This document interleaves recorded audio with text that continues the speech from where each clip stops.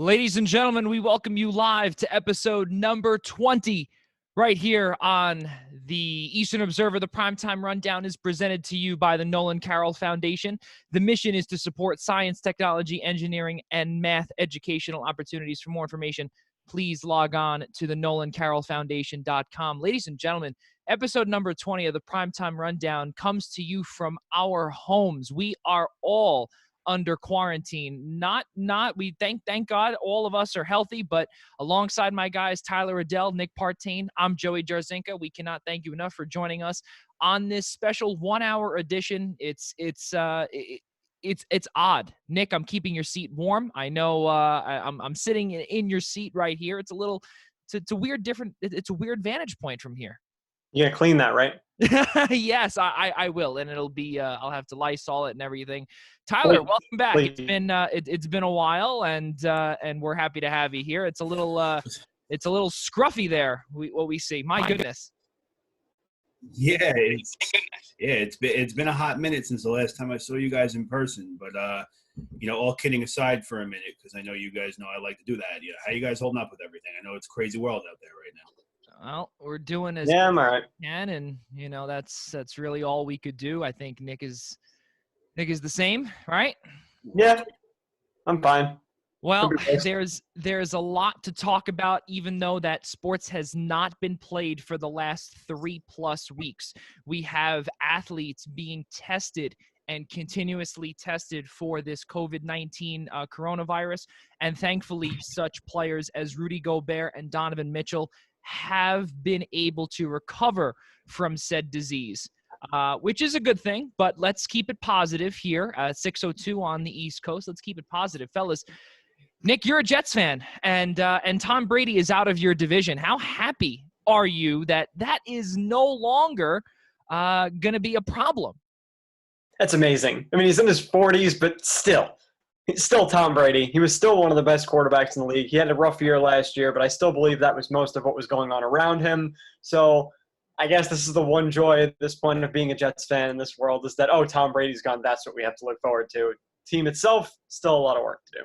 Right. Yeah, it looks to me, in my opinion, I think now it just made the NFC so much better, and the AFC East honestly has gotten so much better too. And I'm not saying that the Dolphins, what they did, they overpaid Kyle Van Noy, obviously, but they gave, I think it was a 4-year, $53 million contract, and he chased the money. But there were a whole bunch of players that have come out and said that they left for money. They left because of head coach Brian Flores, and it was basically it was an open door once he left. Don't let the door hit you on the way out. For a lot of these players, and for Tom Brady, believe it or not, he is in that category. Tyler, what do you think about that? You're a Giants fan. I mean, kudos to Nick for finally having a reason to celebrate something. Yeah, I know, isn't it great? But I'm in the same boat because for the last year and a half the Giants fans were celebrating that Eli Manning wasn't playing, and then everybody was crying their eyes out when he wasn't going to play anymore. The Giants fans are hard to please either way, so I get where you're coming from. It's with Brady, it's hard to. I want to say I'm surprised, but I'm not, because you knew the guy has taken so many pay cuts for the Patriots over the years, and don't get me wrong, he made his money back in his endorsements, his sponsorships, his Gillette commercials and whatever else that guy was doing. Giselle. Yeah. Yes. I guess for the last few years, you definitely could have called her the breadwinner for that house, because Tom Brady wasn't making a lot under the Patriots. It's true. Yeah. But, look, the guy wanted to get paid. And he remember, he only wanted to get paid for 1 year, and the Patriots weren't willing to budge. And here come the Bucks. Hey, you want to get paid? We'll pay you for 2 years. I normally, and you guys know, I don't agree with the money hungry situation where players chase the money. But for a guy who's taken pay cuts for nearly 20 years now, the guy was entitled to go chase his money. I still think it wasn't directly money. I think the money corresponded to respect. He wanted the Patriots to say, we need you here. We're going to pay you this much. We respect you. We want you here. All that all in one. And I'm sure himself wasn't exactly what he wanted. He has more money than he'll ever do anything with. It's that he wanted the Patriots to say, you're worth this much to us, more than they ever. And I'm sure if the Patriots caved and said they would have paid him, I don't think we're having this conversation right now. I think he would have stayed. No question about it. But at the same time, it's not like the guy still can't play either. So it's not like he's getting there, but he's not. Listen, he's 43 years old. He's 43 years old. But you know what the best thing is that this duo, and I'm not, and I know Nick's probably thinking in his head, oh my God, what's Joe going to say? But let's think about this: is that he has a true number one wide receiver for the first time in a very long time, and he has two of them. And we will not wipe or sweep Chris Godwin under the rug. Let's also say he also gave his number 12 for free to the legend, to the GOAT. And at first, I believe we did right. Exactly. So we don't know exactly what happened, but to come out publicly and say that he gave it for free, I think that's pretty good. But let's not forget also, how about number 13, Mike Evans? And Mike Evans has been hungry for a number one quarterback, for a quarterback in general, not named Jameis Winston, who can throw 30 touchdowns, but unfortunately he throws 30 picks. Yeah, and that's half the selling point itself, where Tom Brady's in a situation where the Bucs really don't have to build around him. They've been building around whoever they've had for years, but every quarterback they've had, for lack of better terms, sucked. Yeah. It's true. And the closest they had to a good quarterback. Brady's literally had everything handed to him right now on a silver platter. Not only that, too, and Nick, both Nick and Tyler, I can name names that are Pro Bowl names. Levante David, who's one of the most underrated linebackers in the entire league. You also have him. Surprisingly, you have the 8-fingered man in Jason Pierre-Paul, or 8.5, JPP. You have him in Jason Pierre-Paul. And Ndamukong Suh's coming back. Yeah. Their defense was borderline top 5 last year. It's something we don't hear much in Tampa, but that was their strength last season. Yeah. And I want to go back to what you guys said real quick about Evans and Godwin now having Brady. Their numbers are going to go down.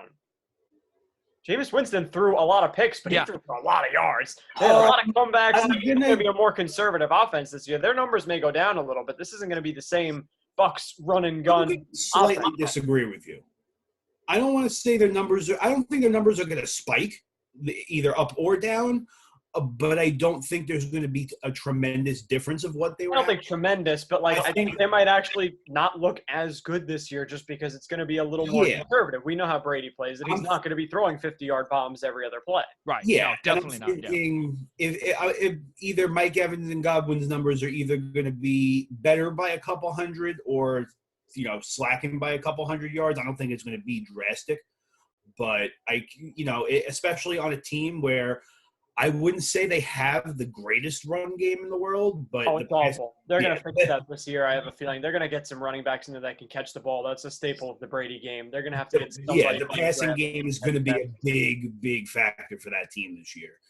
Yep. So just their numbers could drop just as easily as they spike even higher because Brady's got no other choice unless he runs the ball himself, which Brady is not a very fast man. So you don't know. He's might have been training during the quarantine here. He's in there hitting the treadmill. He's 43 years old. If he can't run the 40 in 5 seconds now, it's not happening.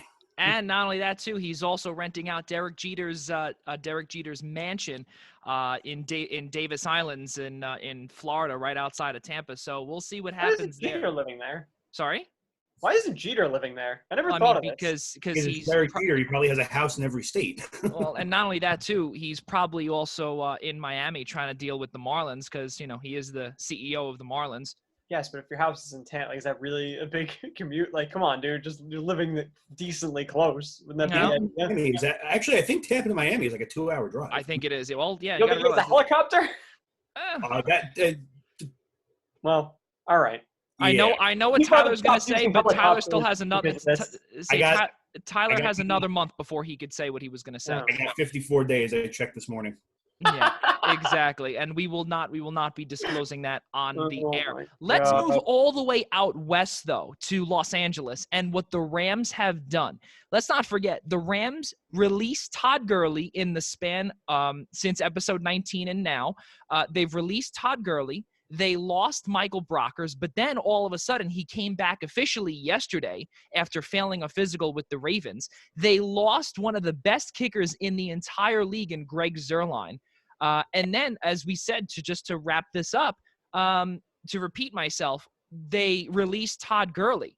There are a lot of problems, and the reason why is because general manager Les Snead has decided to pay all these guys just before the Super Bowl. They also, or just before their Super Bowl run, just a couple of years ago, and now they are capped out.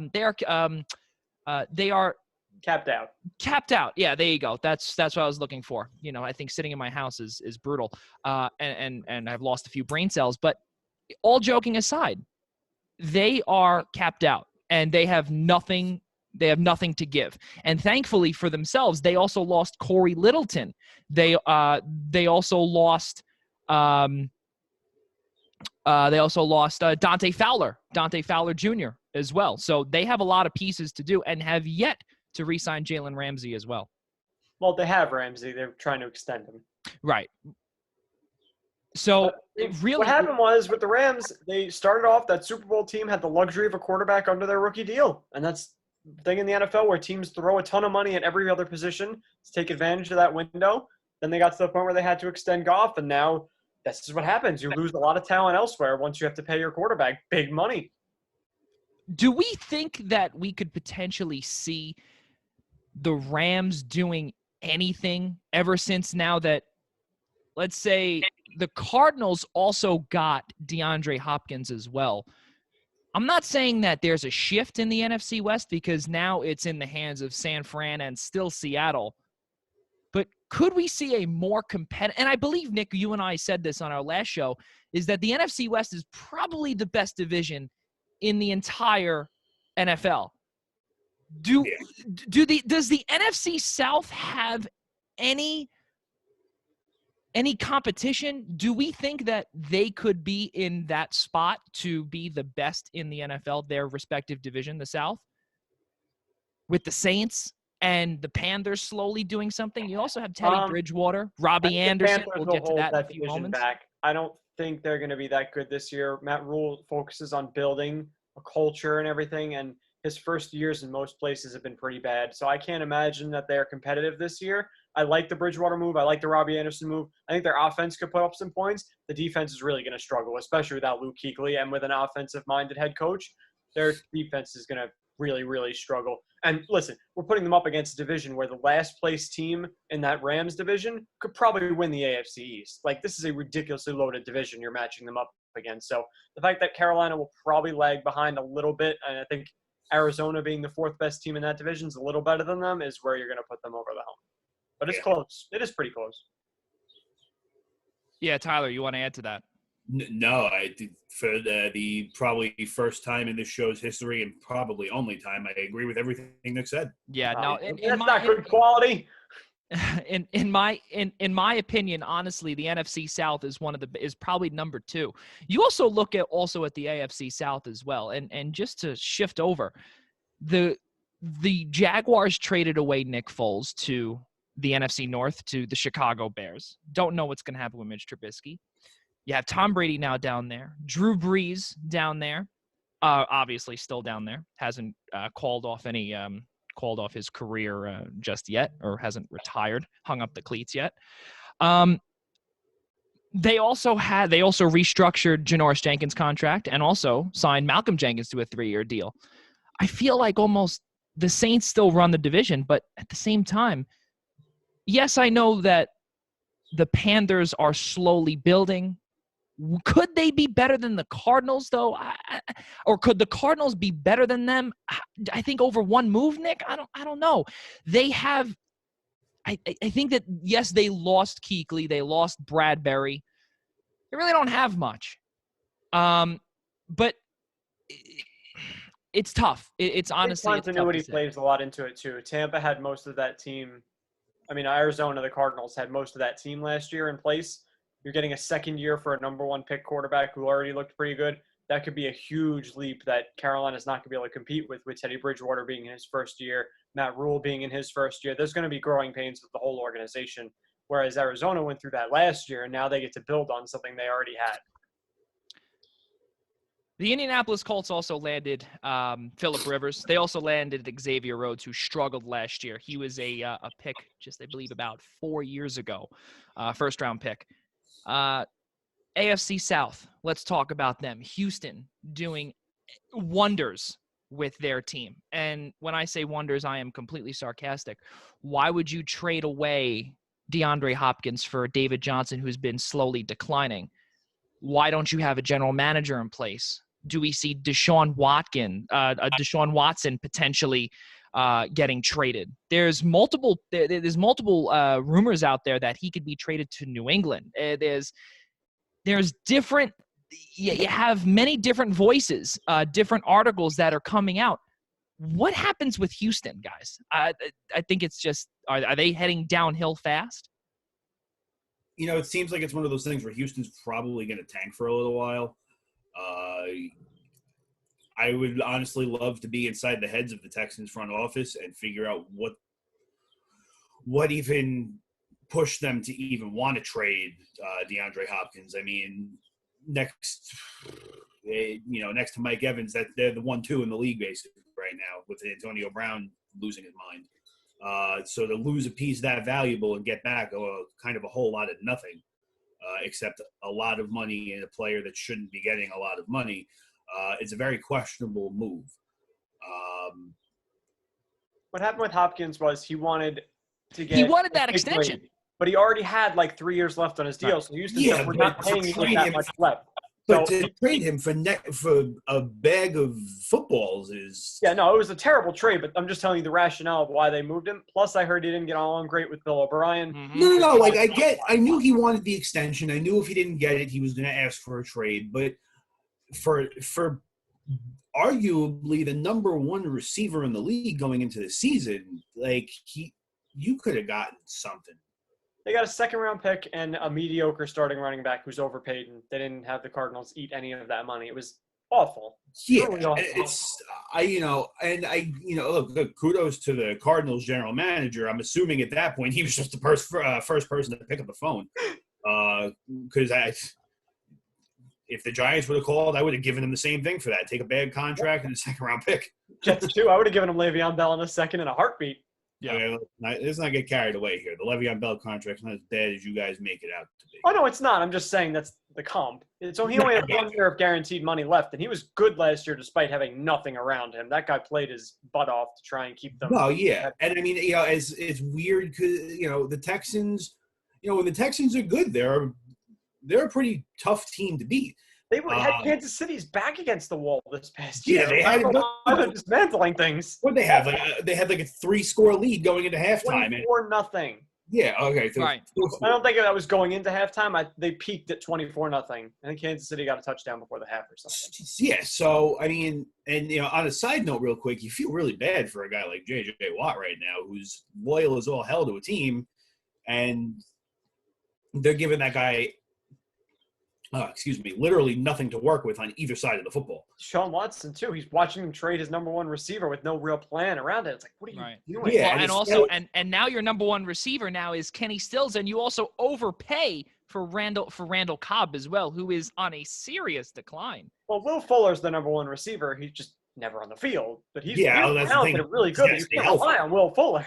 Yeah, he's got to stay healthy. And, piggybacking off what you were saying before about Deshaun Watson, I see Cam Newton getting signed somewhere before Watson's traded. I think that the teams are going to find homes for guys they're only going to have to pay salary for, not pay large salary and players for, and potentially picks. So I wouldn't see Deshaun Watson being, I guess, a factor for them anytime soon as far as trade talks go. Unless they get an offer that blows them away, because apparently David Johnson's enough to blow you away.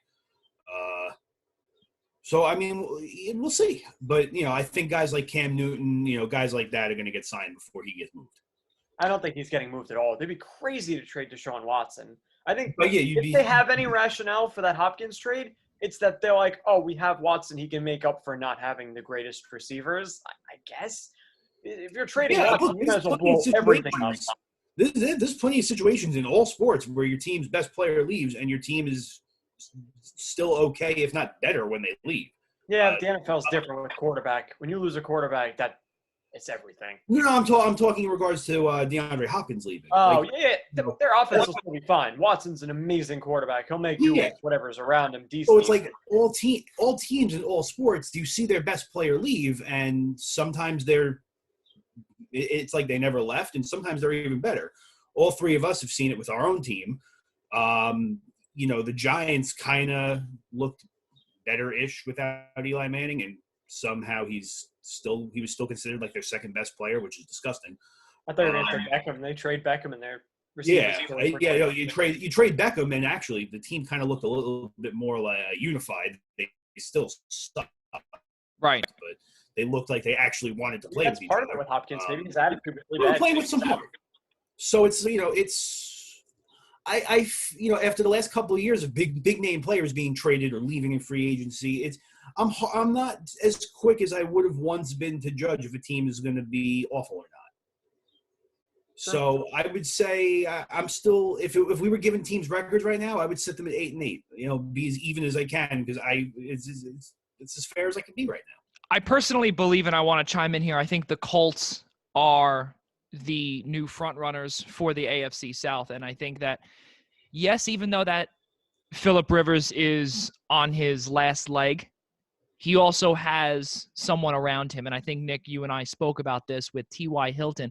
If he were to go down, who is there to pick up the slack? Yes, I get that. And my reasoning is banking on T.Y. Hilton staying healthy. So if he doesn't, let's say, the Jaguars are not going anywhere. I think they could be a 7-9, 6-10 type team, but then Houston would have to be the next man up or the next team up, in my opinion. Tennessee is the next best team in that division. Sorry? Tennessee. If I would even put Tennessee, I think, ahead of the Colts. If they don't fix their receiver problem, I can't imagine Phillip Rivers playing that well with the supporting cast they have offensively. He's a good quarterback, Rivers. I still think he has more left in the tank. I think he's better than he showed last year, but that offense doesn't have enough. They're going to have to find some weapons in the draft to help him out. Well, the reason why I did not say Tennessee also is because, in my opinion, I think that they definitely were a flash in the pan last year.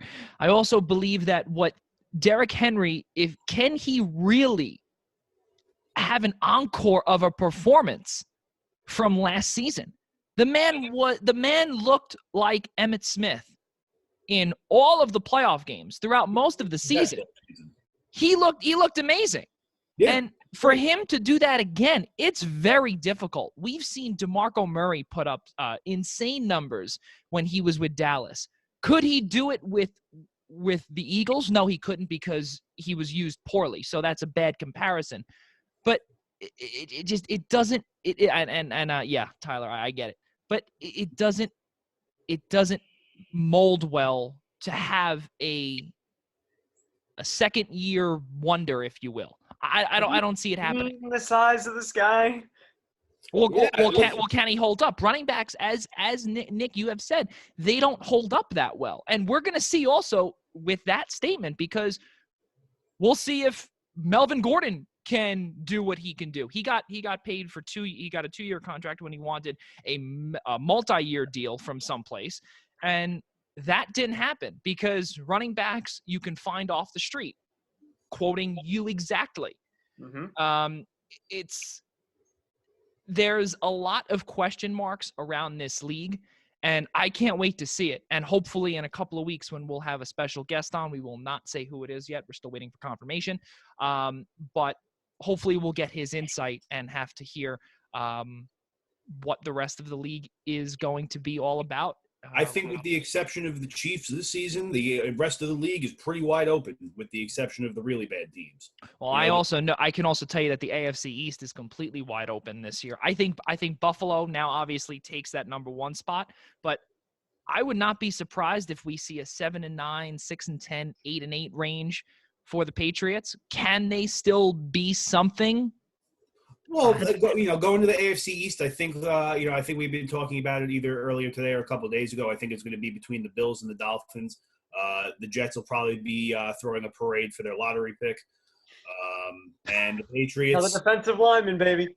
The Patriots is going to turn out to be. They're going to play as well as Bill Belichick's system allows them to play without Tom Brady. Well, let's hold on. We have to see what they do at quarterback. Because if Cam Newton ends up being fully healthy by the start of next season and signs there for a bag of chips, that could be a pretty solid offense if Cam Newton can even be a shell of what he was, is still better than everything they have there. And Belichick runs a more conservative offense. So if Cam Newton can come in and run a little bit, if his body allows it, and keep things controlled, and they could still end up being the best team in that division because their defense is still going to be excellent. I think Cam Newton being the mobile quarterback that he is would fit fairly well in that system. But he's got to be healthy is the problem. Yeah, he has to be healthy enough to run and not get hurt every other game. Exactly. That's the issue. And moving on here, I want to try and figure this out. And Nick, I know that we've spoken about the Jets before. I want to get your take on what to make of their awful free agency period. They had 2 solid signings on the offensive line. What's Joe Douglas doing? He's playing it conservative. He's trying to change the culture. He doesn't want to bring in big long-term deals that hamper the cap. He doesn't want to overcommit to guys. He doesn't want to do things outside. He doesn't want to overpay anybody. So I like what he's done. Everybody he's signed has been a 1-year deal, basically. A couple of them have some non-guaranteed years tacked on. I like the fact that he got center squared away. That had been a position that's been a revolving door since Nick Mangold deteriorated. Yeah. I think Alex Lewis was solid, so bringing him back was good. Greg Van Roten is decent. He's another guard who can compete with Brian Winters if Winters is healthy at right guard. George Fenn at left tackle is a maybe. You look at the defensive side of the ball, getting Jordan Jenkins back was a steal. I think they could have matched the Robbie Anderson money or gone a little higher to bring him back, but I'm not all that mad about that. Because they replaced him with on a 1-year deal. He's trying not to have bad contracts. He's trying not to create more problems. He didn't want to go out and overpay in free agency for guys early on, and I still think there's a lot of guys out there that he could target now that the markets are cooling. We heard that he had sniffing interest in Jadeveon Clowney. Clowney's interested in a 1-year deal. That could be a fit for the Jets. He'd be a premier pass rusher on that team. They could give him a ton of money in year 1 because they still have plenty of cap space. Add on some non-guaranteed years for a ton of money in case he is a star and they want to hang on to him, or let him get the 1-year deal if he wants to try and cash in next year. There are still some corners out there that haven't gotten paid yet that he could probably get on 1-year deals at this point. So I don't think he's done building. I think now he might wait, draft, see where his draft goes, and then fill some more holes in free agency. But the fact that he hasn't given out big long-term regrettable money is a nice change of pace after last year where they gave out a ton of huge contracts where now they're kind of looking iffy. Mosley was hurt for most of the year. Bell wasn't utilized enough for what he was being paid. The line wasn't good enough to help him out. Sam Darnold. He identified the problem being an offensive line that had to at least get a little more depth and be a little more solidified, and I think it's a little better than last year. It's nothing fantastic. We have to see how Chuma Adoga, their second-round pick, plays this year. He's going to start at right tackle. So we have to see who they draft in the first round. They could very well draft a tackle. So I think he's attacking their biggest position of weakness, which was the offensive line. I think he'll come out of the draft with a weapon in one of the first 2 rounds. This draft is loaded with receivers. They're going to get somebody there to help out, I think. So far, I like that he's been conservative, but he's attacked their biggest position of weakness. We have to see what he does the rest of the offseason to fill a couple more holes. It's smart. It's smart in my opinion. You were trying to win last year, or you were trying. Were you trying to win free agency last year? Were you trying to build really quick by giving out all these contracts? It didn't work out. Obviously, Sam Darnold having mono and one of the "that's so Jets" moments from last year. But now I think that with Joe Douglas having one full offseason and potentially longer, we don't know how long this pandemic is going to be holding us back from workouts, from physicals, etc. The draft is still going to go on. And I think that a lot of guys, such as one player that I have in mind would be Logan Ryan, who is looking for a 1-year deal worth about $10 million. Does he fit in the Jets fold? Who knows? We'll see. I think But he's a better slot corner, and I don't think the Jets would go for that because they brought Brian Poole back, who was excellent as a slot corner last year. I'm thinking more of maybe a Bashad Breeland on the outside could be a guy that they could try and target, or a reunion with Mo Claiborne for a 1-year deal on the outside, because that's where they're more lacking is outside corners. A lot of these 1-year deals will most likely be happening for the Jets, as Nick hopes, because there's a lot of work to do at the Meadowlands. Just taking a peek at the new schedule, 17 games going to be starting next year, or 2021. Possibly starting in Right. 2021. Possibly. It probably is going to, but we're not 100% sure yet. Right. So in 2024, New Orleans is going to be hosting the Super Bowl. And I'm sure the two of you got it, the update or the news alert on your phone from SportsCenter saying that this whole schedule dilemma could potentially be a problem just a few weeks after the players and the owners and the NFL and the NFLPA, they all agreed to it. It was a very, very a tight agreement in terms of yays and nays. But there could already be problems. New Orleans in the NFL could potentially be looking at a brand new year to be hosting the Super Bowl, because if everything goes as planned with this new 17-game schedule, Super Bowl could be on the same week as Mardi Gras. That's wild. I mean, that would be an amazing trip. I mean, for all of us, but that would just be like, is this 17-game schedule going to be a problem moving forward, fellas? No, I don't think so. Just move the season up a week. You don't even have to move the season up a week. You just, of all 32 football stadiums in the league, the Saints are probably the only one that are going to have a scheduling conflict if you want to put a Super Bowl there. So you do have options. One option is to not bring the Super Bowl there at all. Another option is going to be you have to deal with it. To move the Super Bowl either a week forward or a week ahead, just because of the strict conflict to the Mardi Gras would just be silly. Well, I'm saying move the entirety of the season up a week. Start week 1 week earlier and have everything shift one. Like, we're just taking one summer week away. Well, you could do that, or you could also, put the Pro Bowl, swap the Pro Bowl with the Super Bowl. You know what I mean? And I hate to say it this way because it sounds not very nice, but who really cares about the Pro Bowl? Not a soul. Yeah, so people aren't going to be watching it as is. If you really feel as if you need to avoid a scheduling conflict that bad, that's probably your easiest solution right there is to flop the 2 weeks. But then I feel like you probably see teams complaining, we didn't get 2 weeks to prepare like everybody else did. You're going to shoot yourself in the foot no matter what you do. I think their best bet's going to be to just move it out of New Orleans completely. Well, good thing they have 4 years to figure it out. So yeah, they got plenty of time to figure it out. Solved before that. Right now, I think that is the least of their concerns right now. Yeah. Right. Well, obviously now, obviously with this pandemic going on, this is definitely something to discuss. And the reason why, as I did say, is because this new 17-game schedule has come into effect, most likely 2021 at the earliest, according to Nick. So we'll see. Like I said, we'll see what happens with that. But the reason why I had to bring that up is because you have to think about it with other cities as well, that obviously Mardi Gras is the biggest event that week in the entire country.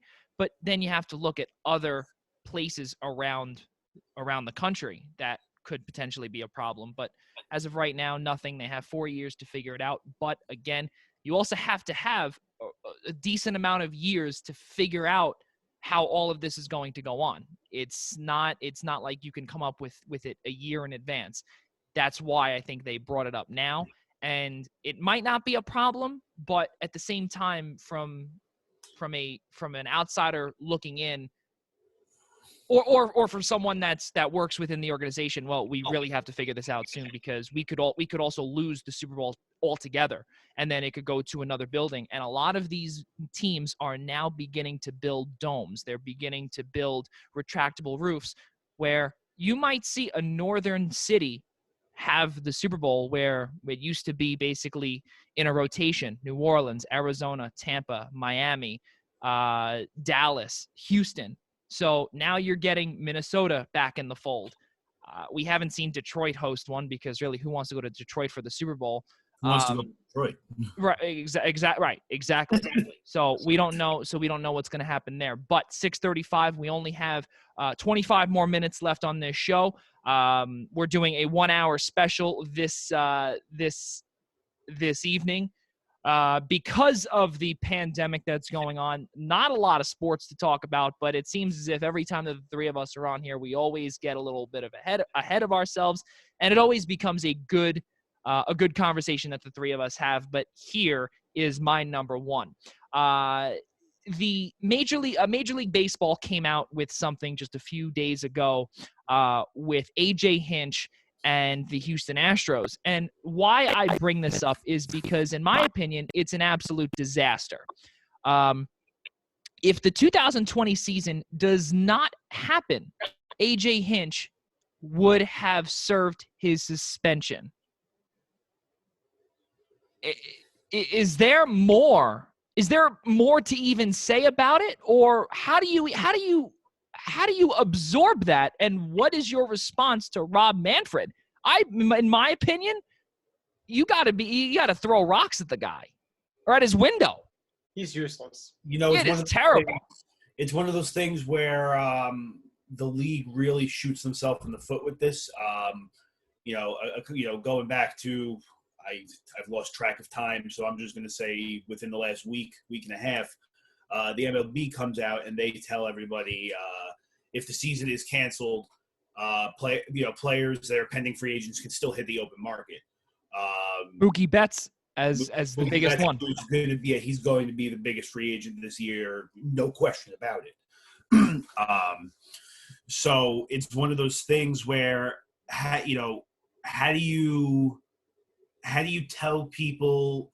So it's like you can't tell people that this isn't going to count towards your contract, because then you're put in a situation where it doesn't count to the contract, so you're not going to pay them this year. So they're all sitting at home with $10 million instead of $20 million. Boo-hoo, Crimea River. And the next season they're going to, everything goes back into a regular swing.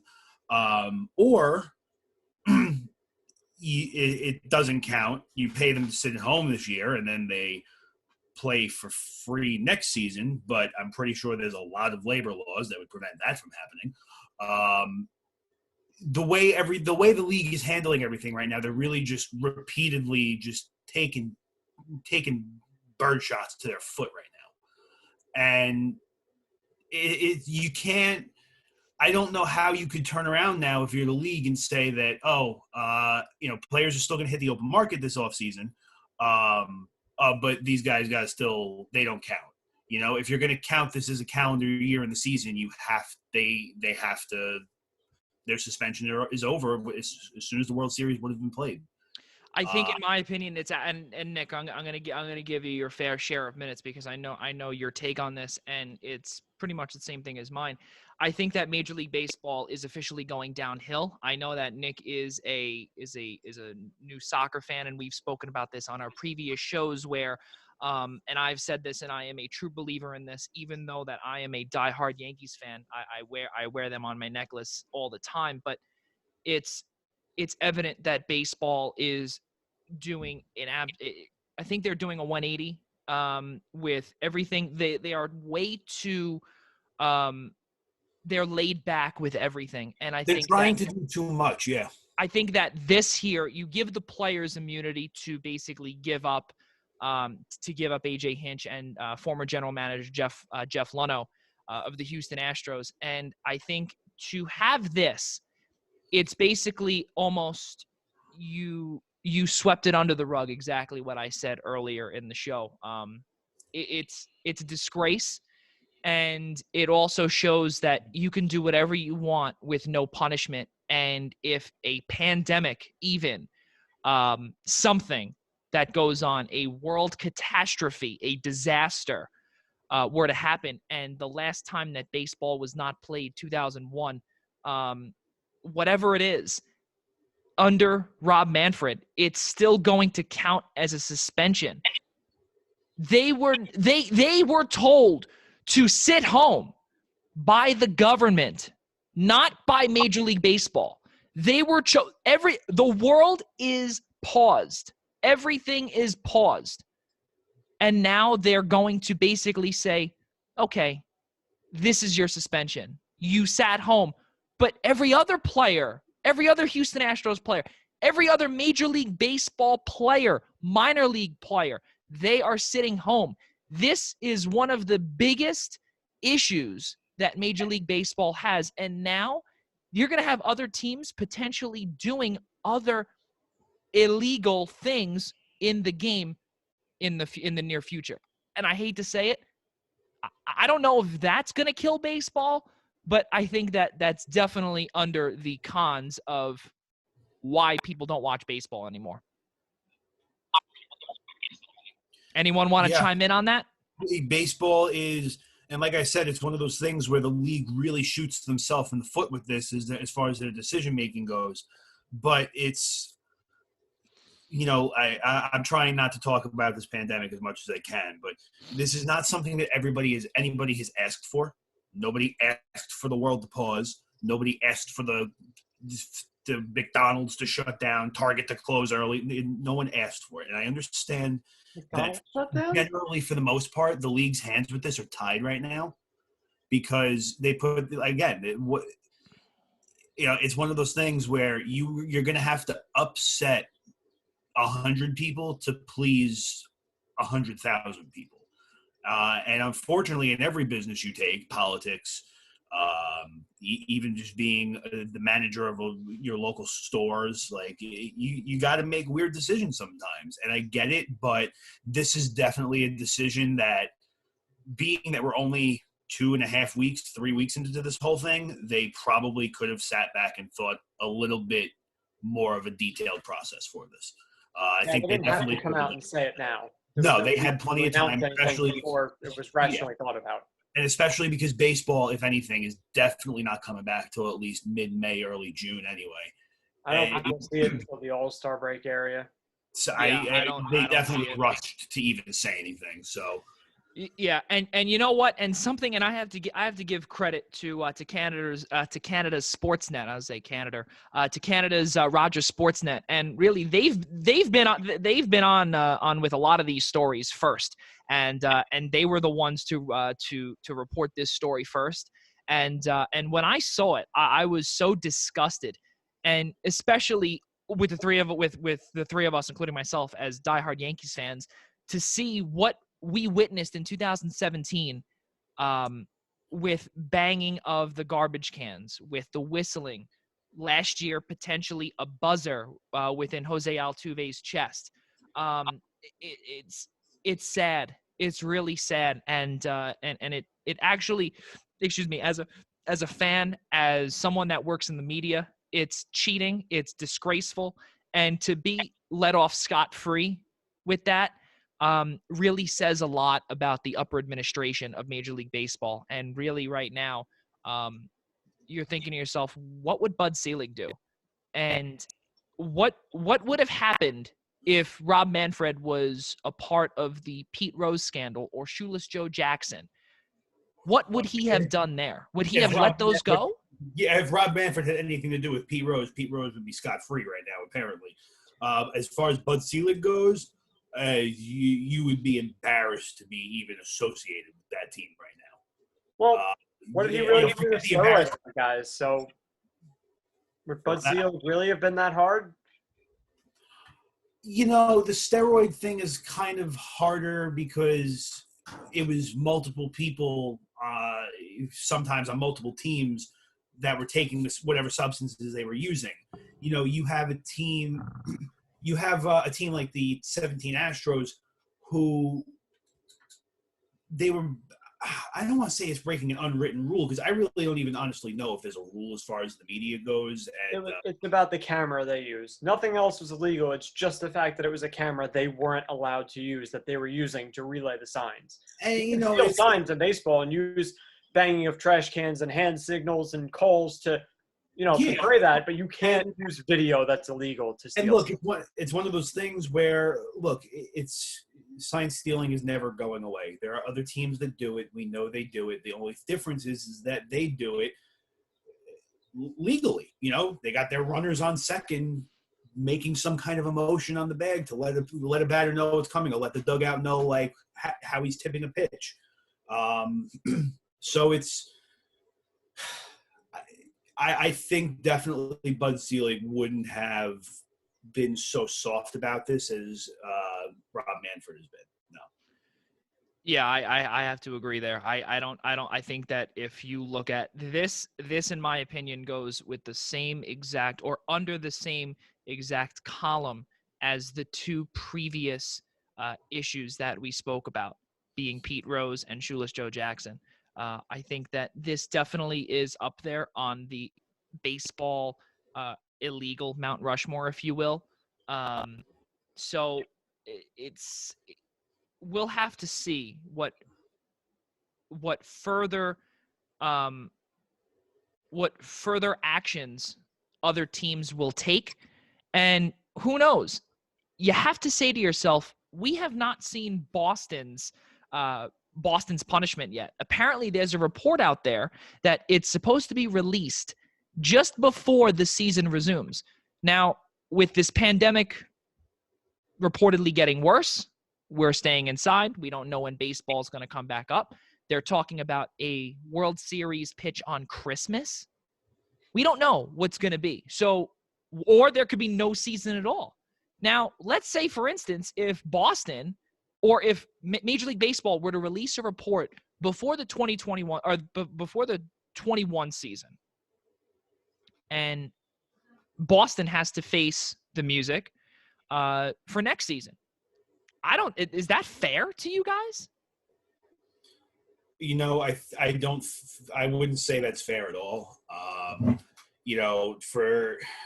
To basically come out and be like, and since about January or February now, the league is like, oh, don't worry, we're on the Red Sox. We almost got them. We need just like another 2 weeks. 2 weeks goes by, 3 weeks goes. We're still finding some stuff. Give us like a week. The season never happens. You know what? Just we'll wait till next year. Forget it. You can't do that because then anybody in the Astros front office that was being held responsible for their actions and the whole thing. I don't even want to say they'd be up in arms because they're going to be off scot-free in the end of October anyway. But I would be pretty upset if they rushed to get the Astros a punishment and the Red Sox just kind of like they got to hang out and wait, take their time for a punishment. Nobody's in the Astros. Nobody's on the Red Sox that's going to get punished anyway. They already fired Alex Cora. Dombrowski is gone. Those are the two guys that are going to get hit by this. That's what I don't understand. It doesn't matter when they do it, really. The other thing is probably going to be a fine and loss of draft picks, which if it's next year instead of this year, doesn't really make that much of a difference. But I'm not going to fire their current GM for this. Well, I'm talking about suspensions. Why? They're not suspending any players. They didn't do it on the Astros. Why would they suspend players here? It's not going to change anything. I think Alex Cora is the only person who's going to see a suspension out of all of this because but he lost his job already. Like, this year he's serving basically anyway. But you have to think about this. But also AJ Hinch also lost his job too and is potentially serving his suspension. That's why my question to you is that fair that Alex Cora could potentially be out of baseball in 21 when AJ Hinch has been sitting home because he was told to by the government to stay home. You're told to stay home. You don't have a job. Not only because of what's going on, but also because you were fired. Well, you have to remember, Alex Cora may have been fired because of his role in the Astros scandal. So if he has the Red Sox one tacked on top of that, then yeah, he should serve this year being fired and his suspension next year as part of the Red Sox one. So that, in a way, it could make it fair. I wouldn't. Every the blame because apparently he's a major key in all of this. Right. I think Alex Cora's suspension should not kick in until the beginning of the 21 season. Well, that would be the same Fired thing with this year AJ Hinch because he was too. part of the Astro one, and then serve a suspension for the Red Sox next year. Yeah. Moving forward with the National Hockey League, and Tyler, this is a big one for you because you work within the New York Islanders and within the building, Nassau Coliseum, and both commissioners of the NBA, Adam Silver and Gary Bettman, have both asked their respective teams within their leagues for their arena's availability for July and August. Now, Tyler, you being one that builds the ice, puts the lines down, how hard would that be to put down, let's just say, in Tampa Bay in August? Or to really keep the ice from melting?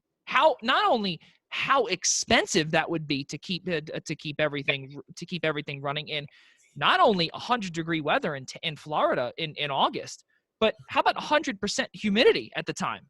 So, I'm talking basic, straightforward out of things that I've been told. Because I'm still learning as far as building availability goes. If I was taking a wild guess, I would be saying that is so concerts that are rescheduled aren't booked, and the league is going to have complete control over the arenas for that time done. As far as putting down the ice is concerned, it would not be as hard as you think. It would take even to maintain it. No, it wouldn't be hard. To the best of my knowledge, and don't quote me on this, I'm going off of conversations I've had with other people. Let's call this opinion-based. There are a handful of teams, not just in the NHL, and I don't even know if any NHL teams still do it, but there are a couple of teams within the AHL, lower-level hockey, that leave their ice in all season in their arena. Obviously, the less sponsorships you have, the less demanding it is to really upkeep the ice as far as in-ice advertisement goes. So it's a lot easier for places like that to do it. So to maintain it through the hot summers isn't as hard as people would believe it is. But it would be expensive. But it would be expensive to basically kick in the AC in that building and to make it as cold as possible. No, it wouldn't be any more expensive than it would be in the regular season. The buildings are pretty well insulated, and something that people I wouldn't say don't know, but they don't think about it, is that the glass and the boards are actually a pretty good insulator for ice. Obviously, it's very well at keeping out the body heat from fans and spectators outside the rink. You never see the ice melting along the kick plate. So that's probably, I would say, 40% of the job there. Then you're obviously looking at another 40% of the refrigeration system underneath the concrete slab in your arena. And the other 20% is going to be monitoring the humidity in the building, which is not – the humidity is probably the hardest thing to work with in an arena because you can't control it. One day it's going to be – it could be 100% humidity on July 4th and then 5% humidity on July 5th. It's not something that you can control as a person. I don't know if they make dehumidifiers that large for an arena. If they do, every arena should have them. It would make our lives much easier. But it wouldn't be a complete and total struggle. The process of building the ice itself would only take us about 18 hours. Now the question to you and to both of you as a fan, because I know me, and I'll chime in here first. I would love to see. I love hockey. The three of us live and breathe hockey, and I would love to see it in July and August, just as like an experiment almost. And this is something that most likely we'll never see again in our lifetime, and I think again the both of you can attest to that, because this what we are doing now will never happen again in our lifetime, knock on wood. We don't think, okay? But as fans, to see potentially in August and heading into September, all 4 major sports going on at the same time, plus college football, college basketball, because they start in August, Nick, in late August, September. Yeah. To have all of that, that's like a sports overload after going already right now with 23, I think it's 23 or 24 days without a single sporting event in the world. How cool would that be to see a hockey game in August or July as a fan? It would be something to see. Not to be the guy here that steps on your toes, but the UFC did have an empty arena event 11 days ago, which was insanely weird to watch, and I hope they never do that again. But no, it would be – your basement would be the place to be on a day like that. I mean, right, well, because Joey and I, we've gone to preseason games for the Islanders of the college team over the summer, so it's kind of like that. It's a really hot day. You're in shorts, but you're sweating in your jersey. It's gorgeous out. It makes tailgating pretty fun. Obviously, as fans, we'd love to see the sports come back. I'll take at any point getting my season in. The logistics to me are going to be too difficult for both the NHL and the NBA, and I think they're both better off just canceling the rest of the season. I think give it another month or two, they're going to end up coming to their senses and understanding that it's just going to be too hard to squeeze in, and they'd rather conserve all of next season and try and lock everything down and be safe about it and not have next season be affected and just cancel the rest of this one for those two being – there was only about a month left. It'd be really hard to get the players back in, healthy, in shape, let them play a little bit, then start the playoffs. It'd be way, way, way too much. Plus, like you said, if all the sports are going on at the same time, a lot of these arenas hold both sports. It's going to be a disaster to get everything going at the same time as other sports are, especially with the weather not being easy for, like Tyler said, it won't be that bad for hockey arenas, but let's say there's one bad humidity day, the day after a basketball game at Staples Center, that could be a mess of an ice rink, no matter how good the crew is there. So yeah. I just think there's way too many factors to bring back those 2 seasons when they were so close to being done, and it would be so weird to drum them up just to basically play the playoffs. Yeah, going back off what you were just saying, an arena like the Staples Center, who's housing 4 teams to begin with, they have the Clippers and the Lakers. I don't remember exactly when the Clippers are leaving. Don't quote me on that. That's a topic for another day. The LA Kings and the WNBA team for the arena. I forgot their name. The LA Sparks, yeah. Yeah, the Sparks. Thank you. You have all of those. Look, there's going to be a part in the year where being an arena worker is going to be awesome because you're going to have nothing else but work with rescheduled concerts, rescheduled monster jams and wrestling shows and hockey and basketball games. This is a good time to be a arena worker for sure. Well, when the time comes, I should say. I'm going to agree with Joe and say that I'm going to agree with Nick. I never agree with you. That we should cancel the season. To start a season in July or August, we figure the playoffs won't end until about September, and then they want to start next season on time. You're putting a lot of factors on the line out there. Yeah, and Tyler, I don't mean to interrupt you for a quick second, but the biggest thing also that I see there is the health of the players too. That's the biggest thing. That's the thing is you're rushing players into situations where they're going to hit fatigue. They're going to hit. They're just naturally going to hit work stress.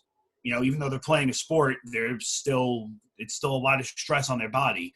And here's another thing I don't know if anybody's really thinking of. If they're not going to bring the season back to, let's say, July or August, free agency is July 1st. So what's going to happen? I was going to say, if you play the season finished in July and August, when is your off season? When is free agency? When is the draft? How do you have any of that if there's no time for it? Yeah, and all of that was postponed already.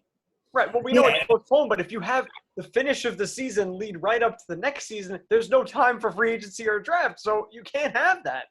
Yeah, I think that the smartest thing for the league to do right now would be to throw away the season, as much as it's going to hurt the fans, as much as the teams aren't going to like it, and they're going to be very upset. And I understand that you work You worked your tail off all year to get to this point, to be in that playoff fight, to be in a playoff spot. And also financially, too. Yeah, financially, a lot of teams, almost every team is going to get hit from this. And speaking of finances from teams, just being on that end of the sports world, the arenas and players and anybody that's stepping up to help their arena staff right now, thank you. But from financial standpoints in the professional world, this is going to be a rough year for everybody. Yeah, and I think that obviously has to do with everybody outside of the sports world, literally every soul, including the three of us as well. One last thing, I do know that it is 7:00 here and our show is supposed to end, but I do have to just say one more thing, and I think that I would like to get, me and Tyler spoke about this off camera earlier. The NCAA is granting an extra year of eligibility for spring sports only at the discretion of the schools. So what it is now, and just to give a little bit of background, is that every year, with March Madness being played, this year obviously not, every year the NCAA, every fiscal year, they distribute about $700 million. They divide that up 347 different ways. So that comes out to, I believe, Nick, I think that's about 2-point-something million. You're the math expert in this in the group. I think it's accountant boy. You can all use the damn calculator. Let's not get carried away. We can, yes, but I don't have one near me. But I'm almost positive. I think it's about 2.1 or 2.2 million, and that's for the whole year. Plus the schools do marketing and everything along those lines. Now, what they bring in every year from revenue via TV deals, marketing, advertising, whatever it is about this year, about $230 million will be divvied up 300-something ways, or 347 ways. Now you look at that, and that's only, I think it's about $700,000 or $800,000 per school.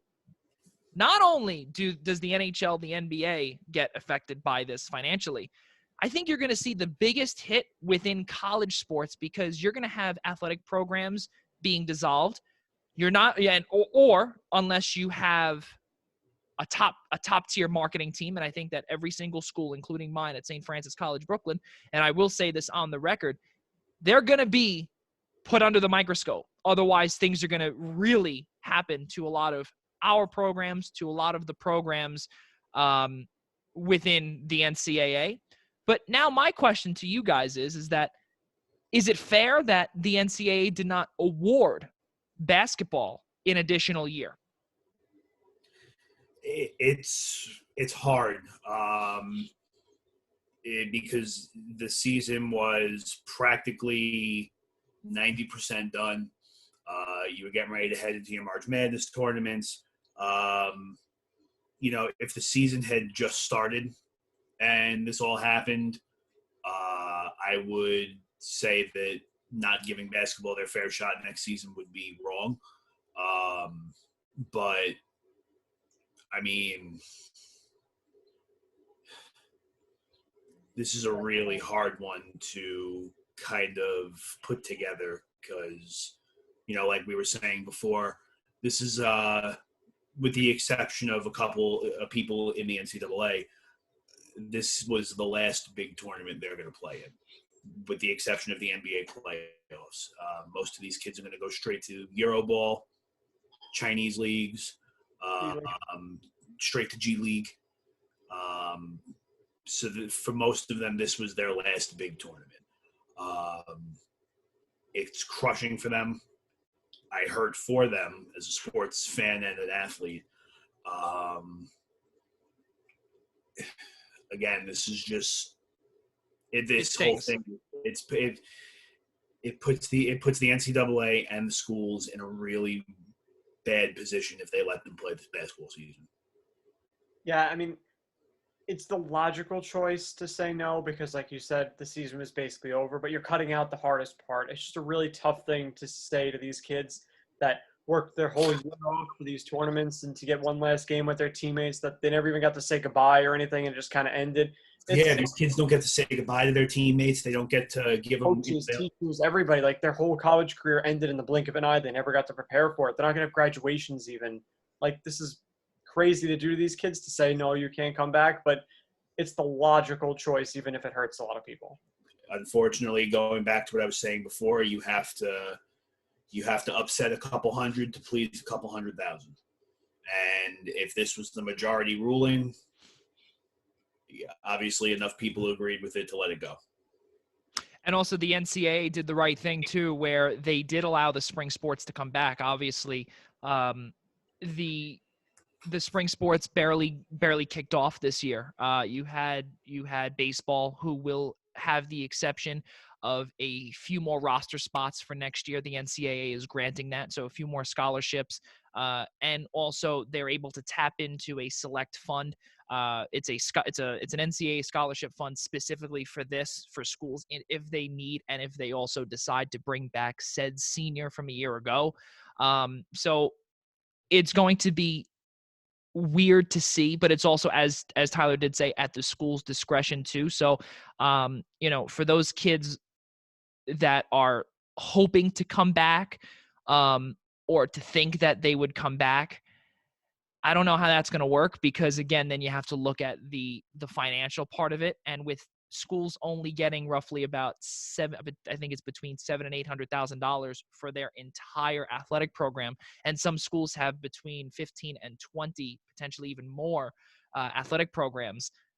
You have to put money aside for your moneymakers. And let's say, for instance, with tennis, if you have tennis, or you have water polo, lacrosse, or baseball being your spring moneymaker, you're going to put that money towards a baseball player, not so much to a tennis player. And it really stings to say, for someone that has come out for 3 consecutive years and played their butts off as a tennis or lacrosse player, that unfortunately we can't bring you back because we don't have the money, really, really hurts. And exactly what the two of you said, not saying goodbye, not saying anything. You put your heart and soul into this, and you gave your life to your now alma mater.